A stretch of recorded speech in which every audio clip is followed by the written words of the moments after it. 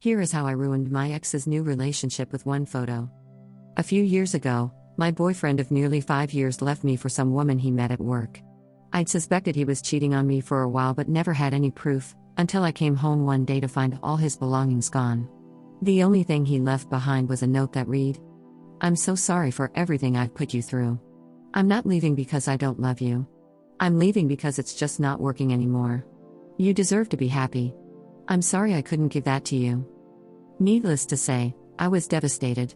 But that heartbreak quickly turned into rage when I logged onto Facebook 2 days later and saw he was already in a relationship with some random woman I'd never even heard of. As much as I wanted to reach out, I resisted. Days turned into weeks, and eventually, he contacted me first. He left a voicemail, slurring and crying about how leaving me was the biggest mistake of his life and how he wished he could take it all back. I wasn't interested in hearing any of it. I'd heard his drunken apologies too many times before. But I let him ramble on, and in the midst of his groveling, an idea came to me. We continued texting and talking secretly over the next week until he finally asked to see me. I agreed.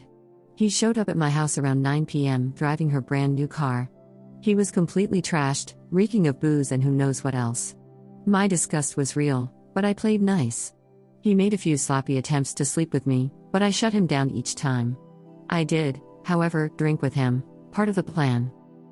Eventually, he passed out cold in my bed. I shook him, slapped his face lightly, even tickled the bottoms of his feet since he's ridiculously ticklish. Nothing worked, he was out cold. So, I moved on to phase 2.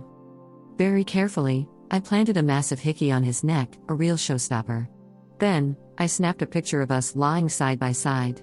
Next, I grabbed a piece of paper, put on some bright red lipstick and wrote, "Sweet ride. Hope you don't mind, but we broke the backseat in for ya. P.S. You're welcome." I sealed the note with a kiss mark and slipped it into the glove compartment of her car. Then, I went back inside and drafted a text with a photo attached to his new girlfriend. The caption read, "Check your glove compartment." Satisfied, I went to sleep on the couch. The next morning, he woke up groggy and confused. When he realized where he was, he freaked out, panicking over what he'd tell his girlfriend and begging me to keep quiet.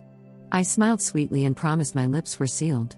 As soon as he stumbled out the door, without even glancing in a mirror, I hit send on the message.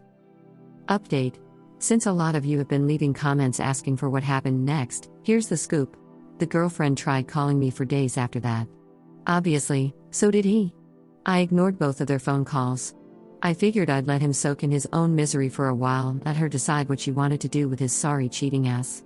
Long story short, she ultimately ended up dumping him. He immediately tried crawling back to me, yet again. But this time, I told him to shove it where the sun don't shine. The calls eventually stopped, and I have since moved on to bigger and better things.